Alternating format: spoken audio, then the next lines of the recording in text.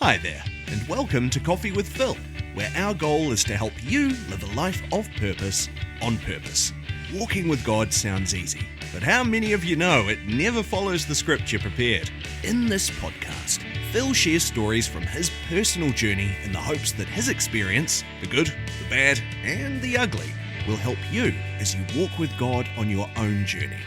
Grab your coffee and enjoy this practical and personal episode with your podcast host, Phil Strong. Welcome to the podcast. I hope you're having a great day. Wherever you are, I hope you're setting yourself up intentionally to live a life of purpose on purpose. And today I want to speak about family. As I do, I was pondering what to speak about, and I asked the Lord, and He said, yeah, get on this one. And so I've got some notes, and it's going to be interesting to see where it heads. But I want to say this, that family is one of those topics that I find when I bring family up with different people to talk about family, or people share with me their views. Don't you just love that? People like to share their views with you, whether you ask for it or not sometimes. But family is one of those topics that I think can polarize people. It can certainly be a trigger to unlock or expose healthy and unhealthy things that are hidden in a family. But also you get to see family because life is on display. So, for instance, one of the things that I get to do as a minister is be involved in weddings. And weddings are one of those examples of family circumstances that really expose the dynamics of a family. And look, I even remember back to when my generation was getting married, and I was involved in my friends' weddings, and so you're involved in the sort of preparation of the wedding, and you get to see all sorts of things going on. I remember being involved in my family when my sister got married and the preparation for her wedding, and all sorts of pressure revealed things, and of course Kathy and myself in our planning and preparation for our wedding, family was exposed and helped me to recognize what my role and my responsibility was to be intentional about the family or the household that I wanted to lead, and in that case it was just Kathy and I, but I certainly was very clear in what was going to happen on my watch and what wasn't going to happen. And I don't know about you, but one of the things that I've experienced with family is people might say or act as if they would say, don't mess with my family. And, when that happens, I always dial back, because I think, well, do I really want to fight? Do I want to get stabbed or attacked, or do I want to cause trouble? And so often I'll step away. But what I reckon people are saying is, when they say, don't mess with my family, what they're actually saying is, don't mess with my view of family. And that's something that, well, I don't know, sometimes a bit naughty, and I like to get in there and do that. But also, do you know who was really naughty in messing with our view of family? Jesus. Jesus himself was really messy. And I had a conversation once, because family is something that I promote as key for life, to be honest. And I've got to be careful of that, because when I talk about family, you're going to bring your filters to that conversation. And so when I talk about family, you're going to impose or superimpose on top of that conversation your upbringing on family, what you think of family, your current feelings about family, your disappointments, your challenges, your struggles, your positive experiences. All of these things get layered on top of a conversation about family. In the church context, the church that I lead at Zion here, we say that family is our number one value. And yet we've had all sorts of crazy things happen inside the church family that would seem to be coming against the value of family. And I spoke with one of my mentors about it, and he said, look, I can tell you right now, is the thing that you hold up and wave as a banner or a flag is the very thing that becomes a target. And that made me realize that I just have to be really intentional to fight for family. And Jesus was key on this. Jesus in Matthew chapter 12. I don't want to dive too deep here, but I want to show you that Jesus is messing with our view of family, because he's speaking to the crowd. It says in Matthew chapter 12, verse 46, Jesus was speaking to the crowd. His mother and brothers stood outside asking to speak to him. Someone told Jesus, "Your mother and your brothers are outside and they want to speak to you." Jesus asked, "Who is my mother? Who are my brothers?" Then he pointed to his disciples and said, "Look, these are my mother and brothers. Anyone who does the will of my Father in heaven is my brother and sister and mother." And sometimes I've gotten into a bit of a conversation or an argument with someone saying, "Well, don't you make church more important than my family? And my family's visiting, and so I'm not going to be able to serve, or I'm not going to come to church because they're more important." And I'm like, well, yeah, Jesus is actually saying in this verse that nothing should be more important than him and worshiping him with our lives. So I'm just gonna let Jesus mess with your view of family. But what's worse is this verse here in Luke chapter 14. It's a different kind of context, so it's a different part of the story. But a large crowd was following Jesus, and he turned around and said to them, "If you want to be my disciple, you must hate everyone else by comparison: your father and mother, wife and children, brothers and sisters, even your own life.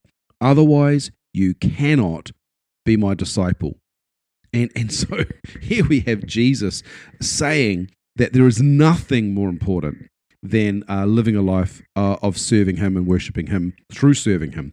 And I think the reason I'm saying this is we just have to sometimes allow Jesus to disrupt our false view or the reality that we've constructed to protect ourselves, and allow him to step in and to reframe our whole mindset.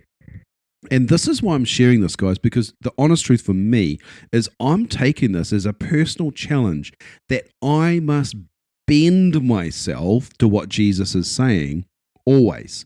And I have my preference. I have my comfort. I've got a family that I love, and we love spending time together, and I prioritize that. But I've got to tell you that any time I put that higher than or elevate that above what Jesus wants me to do, then I'm creating an idol and I'm causing a problem. And I work with enough families as in my job, and I've worked with families for decades, helping them in different areas of life. And I think we've just sometimes got a messed up view of family. I wanted to share with you, I suppose, what I think of family. And I'm not saying that you have to think what I think, but what I am trying to do is be a little bit vulnerable and expose where my belief comes from, because I'm going to finish with a bit of a challenge for you and for me around answering this question for today's podcast, which is, what is family?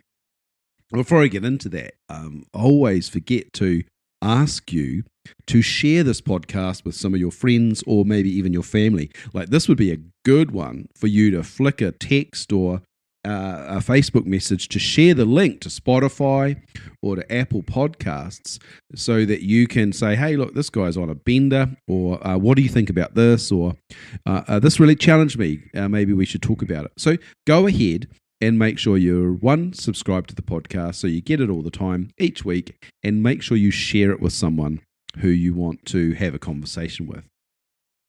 So let me start by beginning with what is family to me. And my family viewpoint, my paradigm, my mindset was really shaped by growing up and the experiences I had, which were incredibly positive for me. My family growing up was wonderful. It was loving. It was supportive, encouraging. Discipline was firm but fair. We honored and respected the parents because that's what was taught and role modeled. And we were connected to the wider sense of family. So I was blessed enough to have 4 grandparents growing up in my world, aunties and uncles and cousins. And so family gatherings were huge, but it was awesome, So that was my experience as a young person. But then it translated into my teenage years, where mum and dad would welcome my friends into our home as family.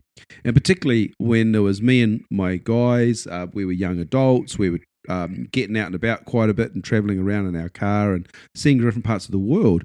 But our family home was always a safe place to come back to. There was always a warm shower or a cold swimming pool, as often was needed. There was somewhere to stay. We would put up a tent in the backyard, and we would just live in the tent for the summer. And I suppose a little bit arrogantly might be using it as a hotel, but certainly it was welcoming, and I know my friends really valued having a home base, and mum and dad were wonderful for that. When I left home, I was 17 when I left home, and I travelled to the other end of the North Island, and I was far, far away from my family, but I was loosely connected to a group of young people at a church, and one of the families at that church took me under their wing. And what started off as a kind of a one-off thing turned into a frequent thing, and then it became weekly. Every Wednesday night after dinner, I would jump in my car and I would drive the 10 minutes up to their house, and they knew that I was arriving at 7:10, and I'd walk in the door and they'd make me a coffee, and we would just sit and hang out as family for the evening, and they just wrapped me up into their loving home. And there was always cake or dessert or lots of fun stories, lots of experiences. And the dad, his name was Ash, he's since passed, but he was a wonderful, wonderful, humble, gentle, loving man. And he was a petrol head, as was I. So he would tell lots of stories about his growing up and his work, because he worked for Toyota. And so there's always a fast car that he would take me for a drive-in, and that was my view of family. That family was open and embracing, and it wasn't necessarily about the home that you were born into. It was more about being part of the family that embraced you. And so when Kathy and I got married, we were newlyweds. We were living in our own home in Petone, but often we had someone living in our home. There was my sister and her husband. When they transitioned to Wellington, they lived with us for a short period of time before they bought their house. There was a young girl called Sonia who had come out of an abusive situation and become part of the church, and she was just looking for somewhere to live. And we were like, hey, we've got spare rooms. Why don't you come and stay with us? Later on in our lives, when we lived out in the country, there was a young girl who was really struggling with some kind of eating disorder. I don't remember the name of it, but it wasn't very healthy. It was actually life-threatening. And so we were like, just come and live with us and be part of our family. As time progressed and I had my own businesses, I would treat my team as if they were family. And I remember one year we had a huge Christmas party. I hired out the upstairs of a restaurant, and it was 3 different organizations that I was leading. And I just brought them all together in the same room. I said, look, you guys are all connected to me, and as far as I'm concerned, you're family. And I treated them as family, and I would help them to buy a house, and I would help them if they were in trouble, and I would loan them a car or help them to find a holiday. Why? Because that's what you do as family. You know, someone sits with me and they're crying and they say our credit card is maxed out and our power bill was not paid, and my wife is at home and the washing machine stopped and there's no electricity. And I didn't even blink an eye. I'm like, just give me the account. Let's pay that. Let's get the power connected now. Let's get them on the phone and make sure that you have electricity in your home for your wife and your children. Why? Because to me, that's what family looks like. The truth is, though, and I've written this down here on the piece of paper, is family sometimes bites back, but it's still family. You know, sometimes when you love people without condition, it just naturally makes room for tough times.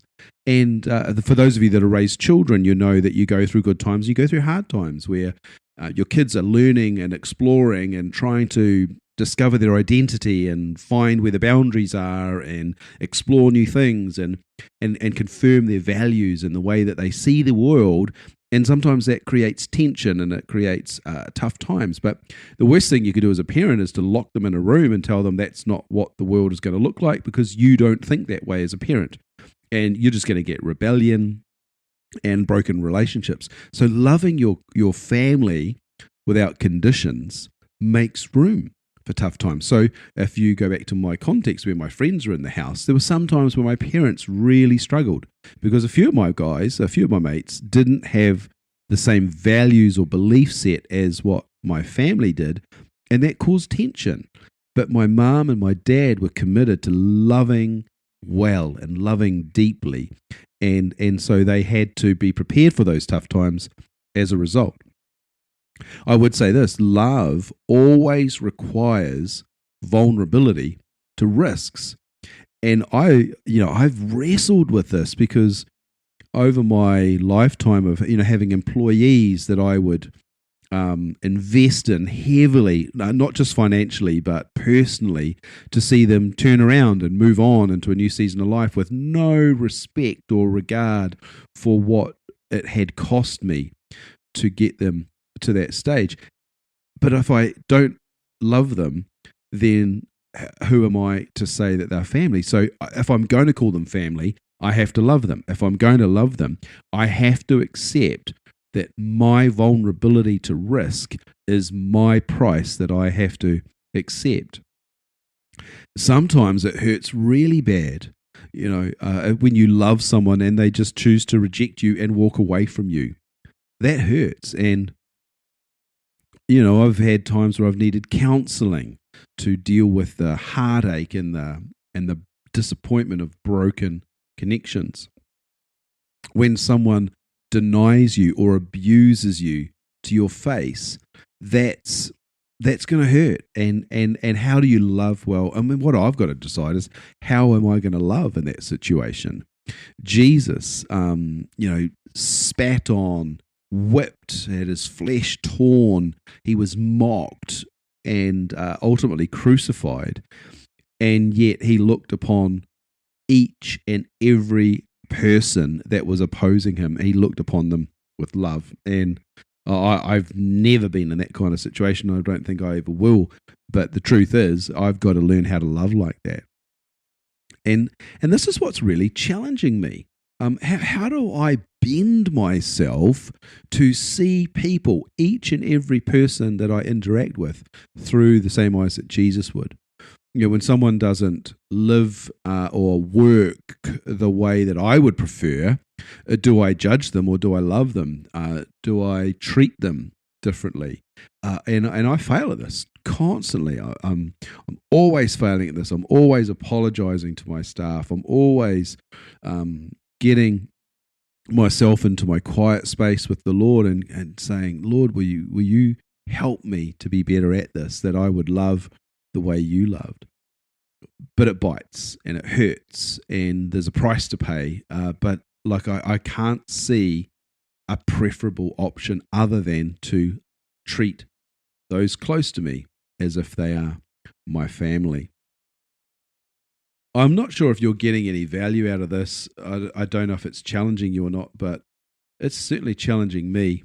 I'm going to be spending a little bit more time on this than the time that I talk to you, because I do believe it's really important for where I'm at. I just want to give you one more thought, and then I'm going to land this podcast. But I just want to say this: God has a design for us with regards to family. I do believe that family is the answer for us to be in community, woven together with God's love, and that God's design would be that He flows through that family. I think of the new church, the early believers. They were gathered in the upper room. They were living together. They were a little bit scared of what was happening around them, so they gathered together to keep each other encouraged, to keep each other safe, to keep each other accountable, and to keep each other pointed to Jesus. And so in the upper room, they were praying that Jesus would encourage them and bind them together. And ultimately, that's what birthed the new church. It says in Acts that they shared their possessions, they spent time together, they They studied God's word together. They sold possessions so that there would be no one in need, and they fed each other. And all of that's a picture of family to me. We see this demonstrated when Jesus is actually hanging on the cross. He's just about to die. And in John chapter 19, we see standing near the cross was Jesus' mother, whom we know as Mary. Her sister, so the auntie of Jesus, was also standing there. There was Mary, the wife of Clopas. So that's one of the supporters of Jesus' ministry. She's quite a wealthy woman.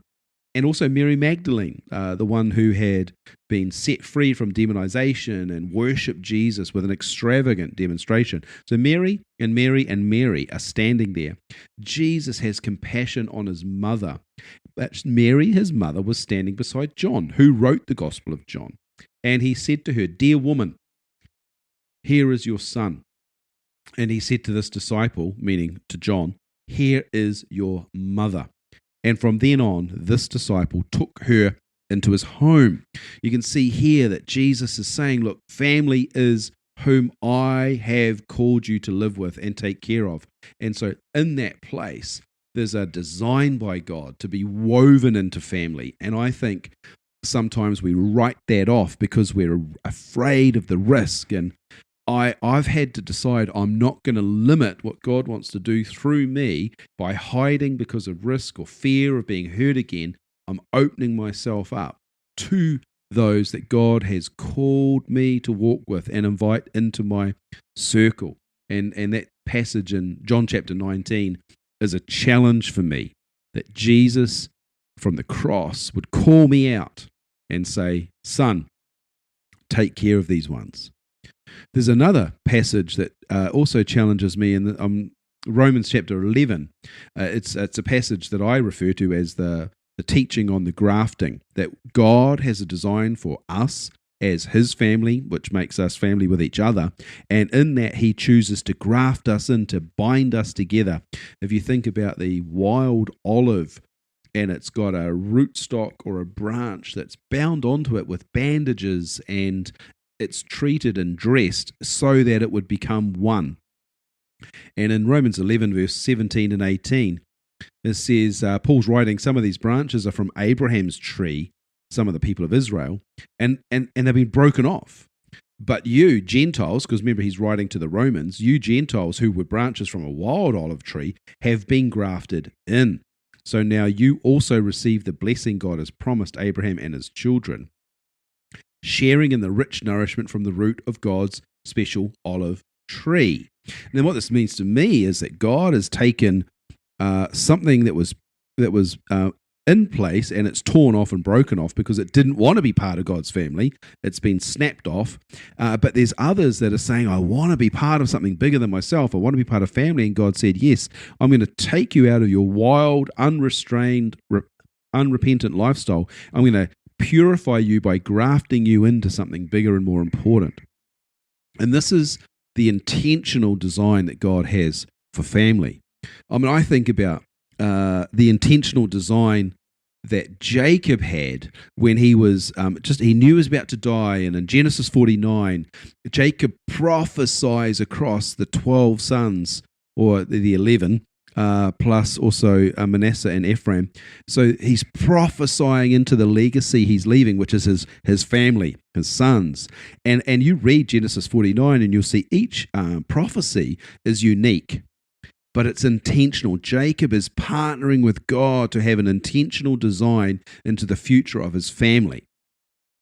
And it's intentional, and it's highly charged with prophetic utterance. And so I would say that part of what we need to do in crafting family and investing into those around us is that we need to be partnering with God, which means by definition that we need to be prophetic. We need to be aligning our hearts and our minds with what God would say and releasing that as life-giving instruction. It's a very hands-on role. And so when I'm involved in weddings, or if I'm involved in a celebration of life like a 21st birthday, but even a funeral, for goodness sake, I'm tapping in and I'm saying, God, what would you say that that you would want me to share in this situation, that I can be intentionally partnering with you in what you're creating in this family, through death and through life and through marriage. And so God has a design for us. And so when I ask you this question, what is family? If you're going to answer that question without including God, then you're going to miss the juice and the gold and the blessing that He has for you. So as I land this, I always ask the question, so what?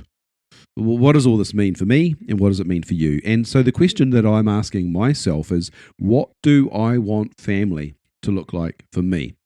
And I don't know where I learned this. I guess it was by God's wisdom and providence that I just started asking this question really early on in my life. What do I want family to look like for me? And I went after it, and I was intentional, and I was asking God to help me to shape it.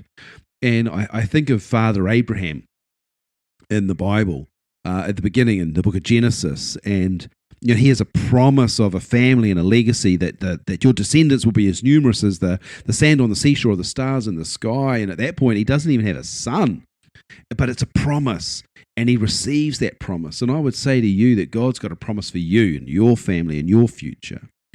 Abraham and his wife, they had a false start in Genesis 16. They took it in their own hands and stepped outside of God's plan, and they had Ishmael, and that's what I call a false start, because they got a false answer. Then when they finally have Isaac, the son of promise, there's a period of testing in Genesis 22. They go for a long walk to Mount Moriah, and you can read the story. Isaac on the mountain of Moriah, offered as a sacrifice before God. But then I want you to get to Genesis 24, where you see the deliberate, intentional design that Abraham has to craft what he wants family to look like in partnership with God's heart, in line with God's promises. But he's doing it because he sees the legacy that God has put before him. He received it in faith, it says. In faith he received it, and therefore it was established. So when you're going to ask this question, what is family to me? What do I want family to look like for me? I'd encourage you to do what I'm doing. I'm asking God to remind me what that promise is. I'm strengthening myself in the moment so that I don't have a false start or a false evidence, a false answer. I'm asking God to strengthen me in the middle of the testing where I've got a sacrifice, or I see something that I hoped was my future that comes, it looks dead, but I'm asking God to breathe life into it. And then I'm being really intentional in partnering with God, with the prophetic ministry, and putting my hand to the task to be active in helping God, not helping God because he needs my help, but working with what God gave me to bear fruit in what is my family. And it's far wider than the 4 or 5 or 6 people that I would call family by blood or marriage. It's far, far wider than the extended family. It's those that God has grafted me into. And that's what I think family is. And may you enjoy considering that. I hope it provokes you. I hope, like Jesus has disrupted me, that these thoughts have disrupted you in a way that leads you on a journey to build your own family. Well, I want to bless you in the name of God, our Father, who is the author of the life that we have. And may you be blessed by God as you go. May you truly live a life of purpose, on purpose. And I look forward to sharing some stuff with you next time we meet. God bless you. Talk to you soon.